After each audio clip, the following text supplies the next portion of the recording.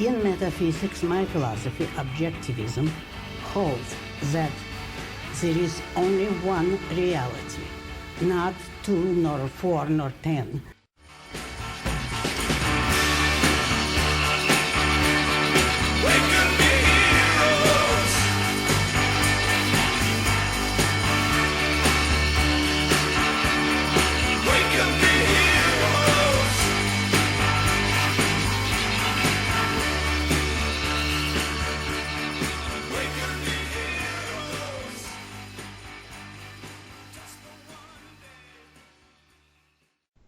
Hello, everyone. Welcome to Reality.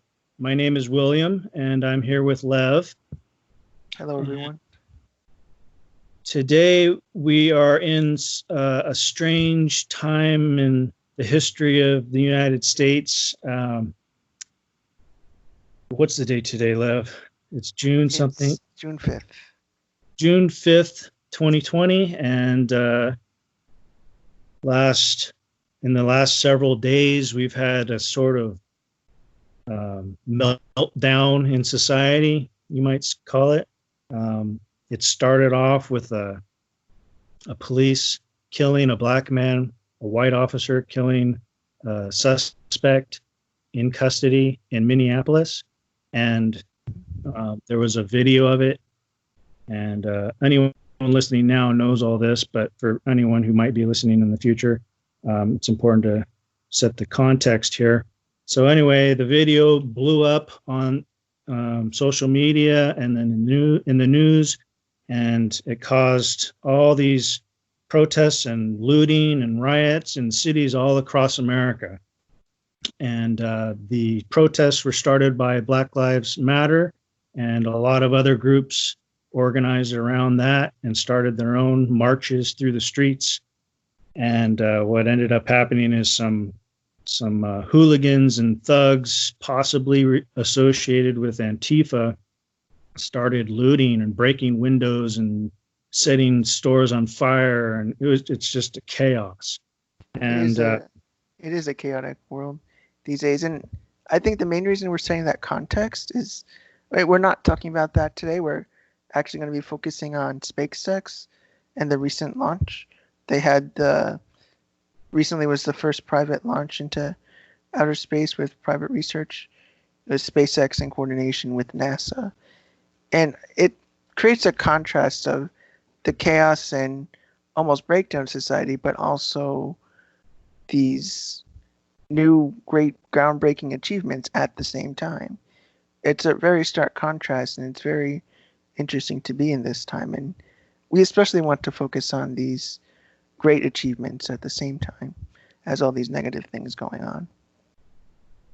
Exactly.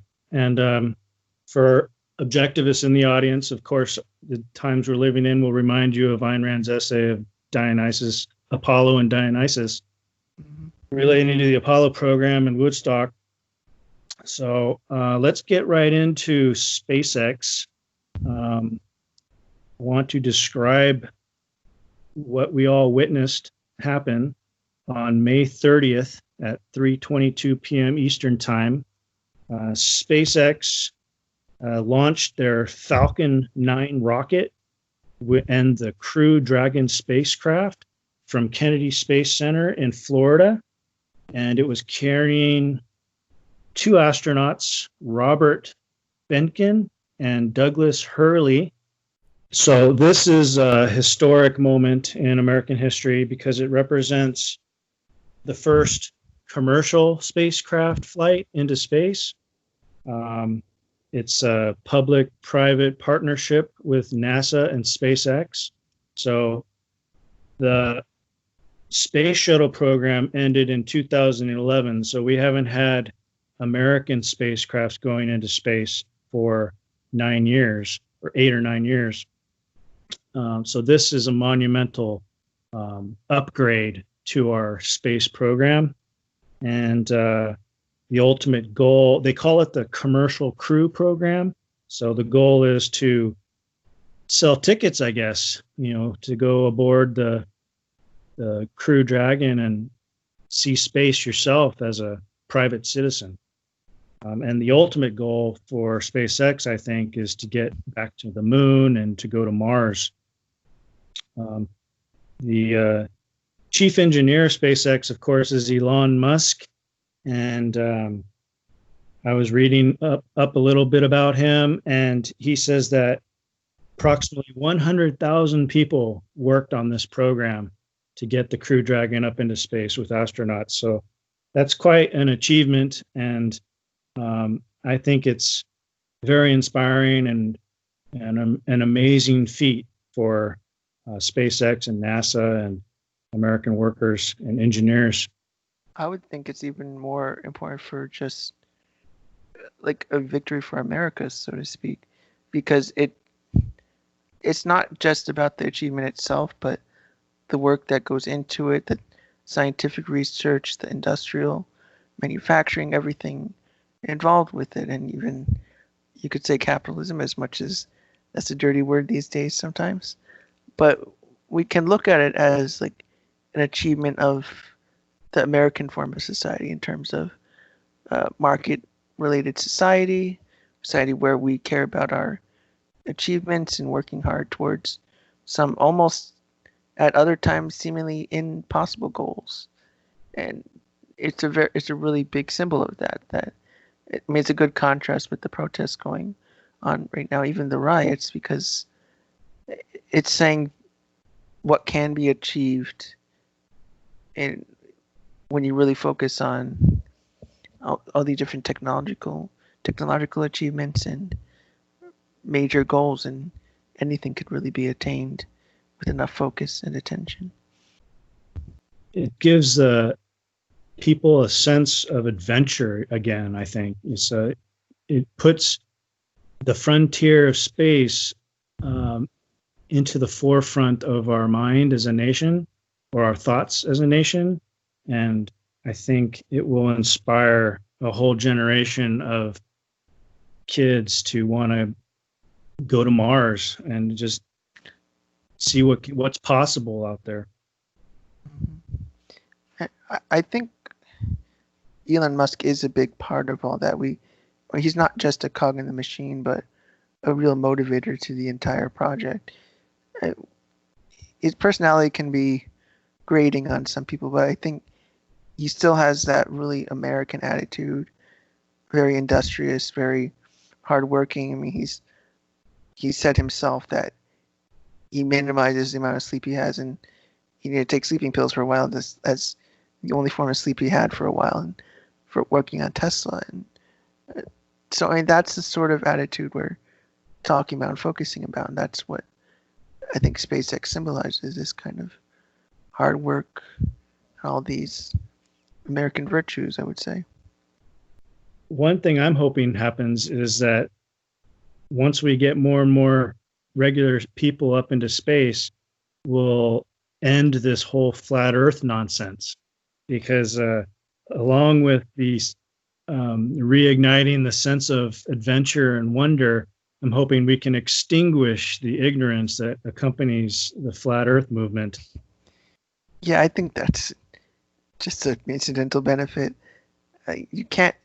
It's the sort of thing where you can't deny what you see with your own eyes. I don't think anybody really can or does deny things that they see with their own eyes. I mean, as silly as that sounds, it is an example of the benefits and the improvement on life that even something as minor as just going to space might seem. I mean, sure, it's just going into space, and it doesn't seem like there's much else to it.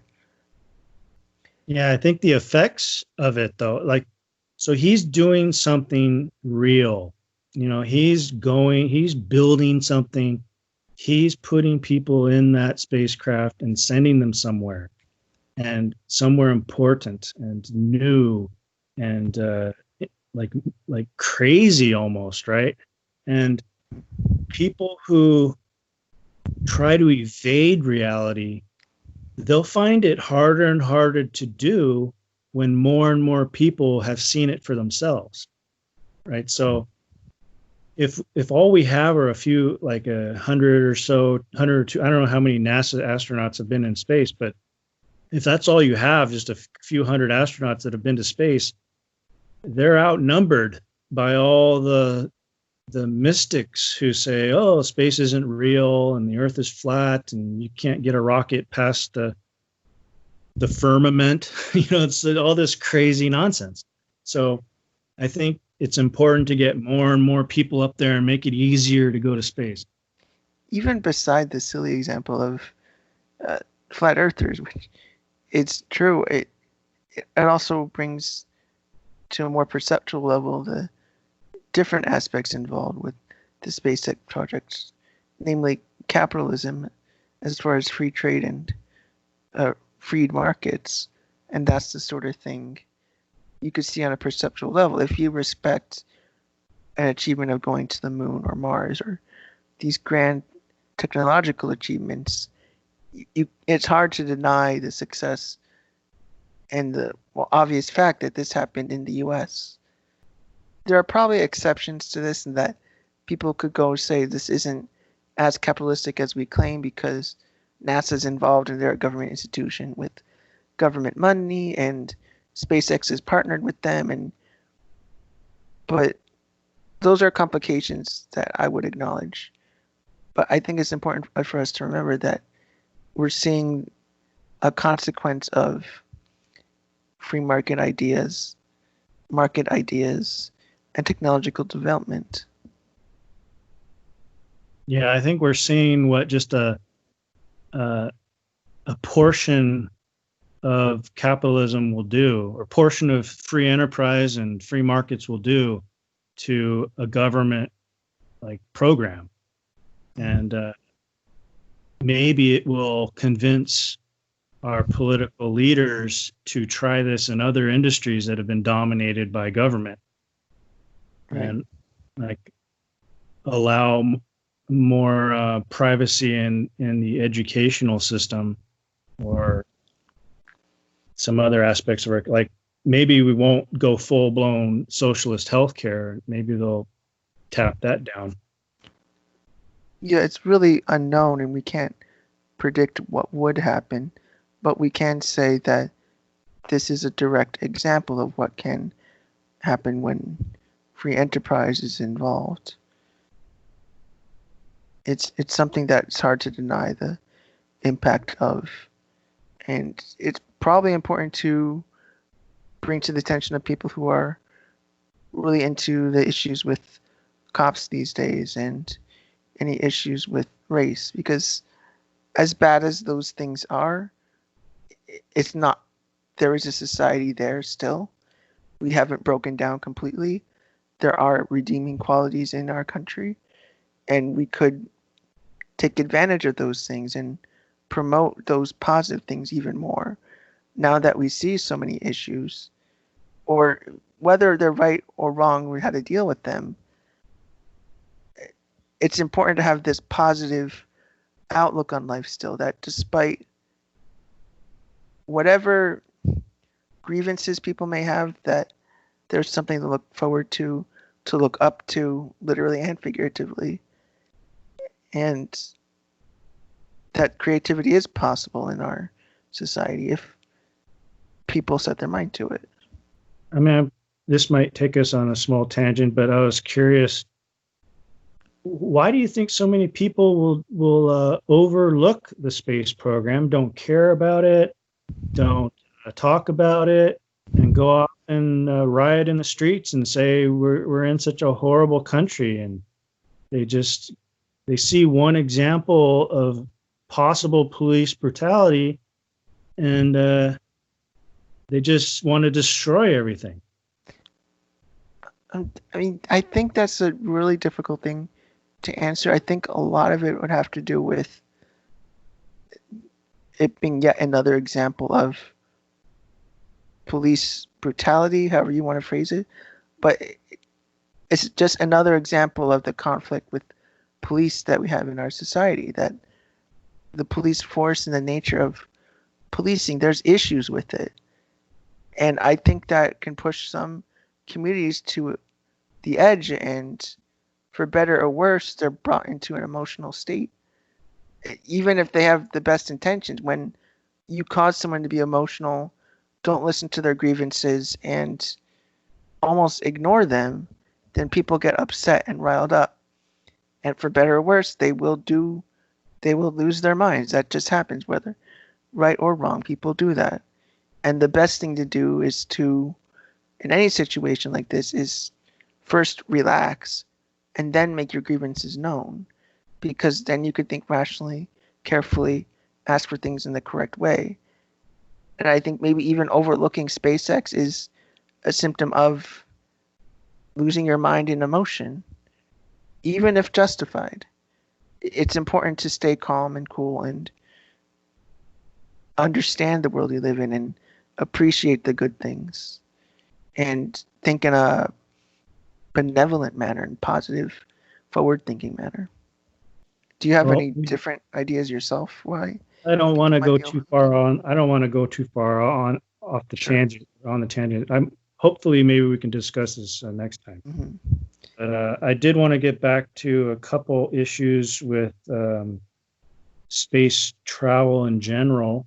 So the long-term goal you hear from Musk is to make man a multiplanetary species. Yep. He wants to go back to Mars, and he wants to go back to the moon, and he wants to go to Mars. I just want to get your initial thoughts on that. Do you think that's a rational goal? Do you think that's inachievable? I do think it's achievable. My issue as a non-billionaire is that I don't think going to Mars is a worthwhile goal. I don't think it's bad, but I think there's better things that can be done with that vast amount of money that would be necessary to get there. I think there's examples of art or entertainment uses that we can have out of going into space. It's important to acknowledge that, sure, scientific achievements are great, but aesthetic achievements have a real impact on society and even future scientific development. So it's important not to ignore or overlook what could happen with movies, art, writing, anything along those lines can really shape and change society thanks to these scientific achievements and going into space, even tourism, whatever it may be involved with space. I think since it's not an entirely private endeavor, there's this mixture of purposes. So you've got what NASA wants to do, and then you've got what SpaceX wants to do. So they're trying to build a space vehicle to achieve both of those purposes, right? Sure.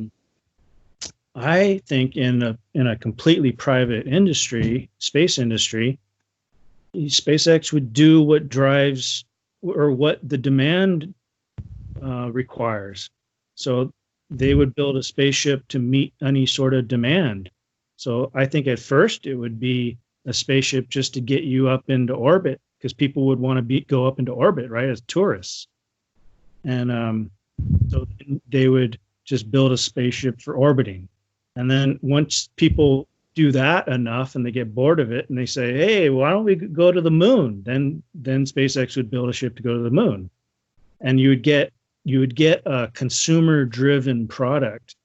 Of course, he can anticipate demand, right? And like say, hey, I've got this ship that goes to Mars. Does anyone want to pay me $1 million to go and see how many people will pay to do that? And then that would be capitalism, right? You'd have a trade, actual trade driving the industry. Mm-hmm. You made me think of something I wanted to mention more about at least the aesthetic end of things. I see what you mean by the conflict with NASA, and there might be even a pool of interests in there of what to do, and even as far as space travel.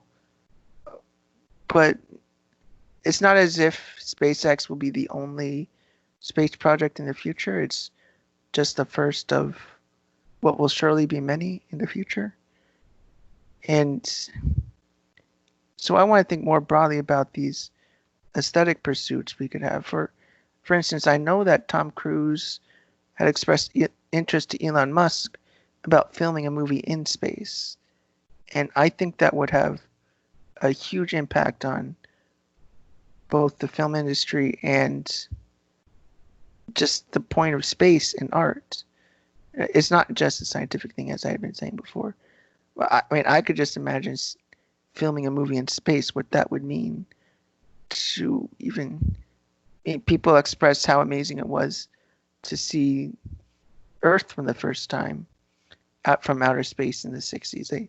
People thought that was amazing. Now imagine that from the context of a movie and drama. And a drama brings a certain realization to our lives, certain understanding to our lives that could have an almost unimaginable impact. That the only way we can know the impact is to see what happens.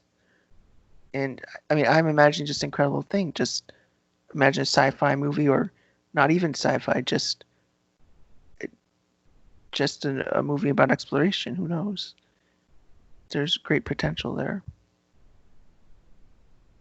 That's kind of what I meant by letting the consumer drive. What you need to change about your product. If the movie industry says we need these specifications to film a movie, then SpaceX could cater to their needs. And you also see that with people talking about mining. So I guess I don't know who it is, but I guess there's people interested in going to the moon for minerals. And that would be an interesting design for a spaceship or a moon base, And he's probably working on that, actually.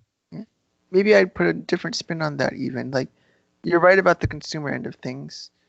I'm also thinking of how sci-fi itself has influenced scientific development.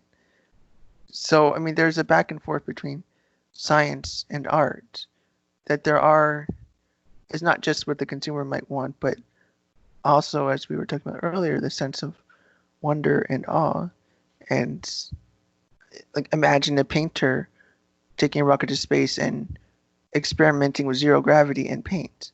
I mean, that could bring different artistic movements and different artistic ways of viewing life. And philosophy can move society, but art can as well.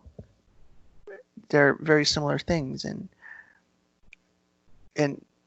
that's something we could imagine, or we just need our imagination there to see what is possible and what could be made. I agree. I think that imagination is critical, and it of course would help him create products, or like Musk or any other innovator engineer. He could maybe hire artists to. I mean, sure, he probably already did that, but you design something, but that doesn't necessarily mean people are going to buy it, right? So, right.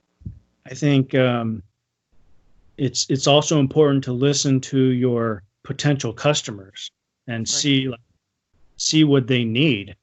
So he would go to the movie industry and say, I'm thinking of building this ship. What do you need? Are you interested? What do you need in terms of a movie studio in space, right? Mm-hmm. Kind of like an architect, Howard Rourke, he would get a sense of what the client wants, and then he'd go and design it based on what they need. And you could do something like that. You would have your own style, and I guess if you have a strong aesthetic principle, then you wouldn't compromise on that, but you still need to give the client what they need. Mm-hmm. I know that some of what we're talking about is more or less spitballing, but I think this is a type of creativity that just new achievements like this bring on. Like this way of discussing and being creative, it's not about limiting your way of thinking. And people might be concerned that capitalism confines your thinking to only profit. But when we talk about capitalism here, I do want to emphasize that we're talking about a freedom of choice in both consumer and producer, that we're not beholden to the consumer, but nor is the consumer beholden to the producer, that we're making free choices here. And I think new achievements bring on like almost a reset to different areas of society and technology, that for any failures in society there were before, whether that's in law enforcement or race relations or the medical industry, that it's an opportunity to do something new, to test out new things. And people would hopefully see SpaceX as the opening of an opportunity to try new things in society, not just a science experiment, but a whole societal experiment, like what colonization can do. And in this case, it's colonization without people involved. It's no one to subjugate or abuse or murder. They're barren places. So it would be quite an experimental thing, either go to the moon or create a society on a space station, or who knows what else. It reminds me of The Moon is a Harsh Mistress by Robert Heinlein. Mm-hmm. Have you read that book? Yeah, it's a great book. I mean, that is almost what I'm saying. That, I mean, I know in that book they started as a prison colony, but even though there was a revolution there, and it was an opportunity to try something new, to be something new, different from what was on Earth, because they were both physically separate from them, but also because it's just a new place, new opportunity, new way of thinking, that we're out of our boxes, both literal and figurative. I mean, being off the planet, I'm sure has a great psychological effect on somebody, on their freedom of their self-identity, their freedom of choice, who knows what else. I just feel in awe about the whole thing. I just see so much potential in new things. This isn't to say that the government wouldn't have a role in space. Sure. I kind of actually like Trump's idea of a space force now. I'm thinking. Yeah, I like that too. If we're going to put civilians in space, we need to protect them. So if as much, I don't like Trump, but I mean, that's literally the only thing I've heard that I would say I like that. Like, no qualifications to that. I think the SpaceX, or not SpaceX, the Space Force is a great idea. I mean, it's funny to me that people made fun of that, like, oh, that's ridiculous. But of all his ideas, that's the least controversial thing I think he's ever mentioned. Like, of course you'd have a Space Force. And there's threats out there. Other countries would want to literally kill you. Just like, who knows, they hack a satellite, send a nuke off. I mean, space is just more of the same world we've lived in. There's the same threats out there and everything. Yeah, it just makes sense. Like we have a navy to protect our sailors on the seas, or fishermen, or anybody who goes out on a boat, and to protect our shores and our islands. And space is a new frontier, and we should have a military presence up there. Especially, I was thinking just to protect our property up there, or people like citizens' property up there. Once they start putting infrastructure in space, just like satellites, if you go up into space with some sort of military spaceship, then you could maybe collect all the junk up there and help protect the space station from getting hit, by debris, or I don't know. I'm sure there's some role for a government operation up there. Well, I think there's still so much we could talk about, but I think this is a good point to wrap this up. I mean, a lot of what we're talking about is this creative potential we can have for the future, and that's something I think that's really important for us to look forward to, and as a society and as individuals, that we should think about the wonder and awe that's possible in our lives, and the change that's possible despite any issues, grievances, or whatever bad has happened in our lives, that there is something new to work for, work towards, and work with. So thanks, guys, and we'll have another episode for you soon. Thank you for watching this episode of Welcome to Reality. Please join us next time for another discussion where we apply philosophical ideas to moral and political action. To support the show, please share our content and consider becoming a sponsor. You'll find a link to our Patreon page in the description of this video.